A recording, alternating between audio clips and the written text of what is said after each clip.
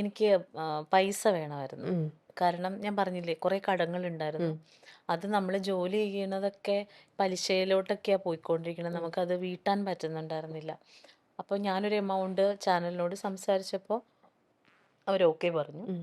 അങ്ങനെ അങ്ങനെ പൈസ കിട്ടും. അപ്പോൾ ഞാനിങ്ങനെ കണക്ക് കൂട്ടി ഞാനെല്ലാം അങ്ങനെ അങ്ങ് അവസാനം വരെ നിന്ന് 2 ആഴ്ച 2 ആഴ്ച നിന്ന് ഇത്ര പൈസ കിട്ടും, കടം തീരും. ഓക്കെ. അത്രേ ഞാൻ വിചാരിച്ചിട്ടുണ്ടായിരുന്നുള്ളൂ. ഉം. അപ്പോൾ അതിന് വേണ്ടി പോയതാണ് ഞാന്. ഉം.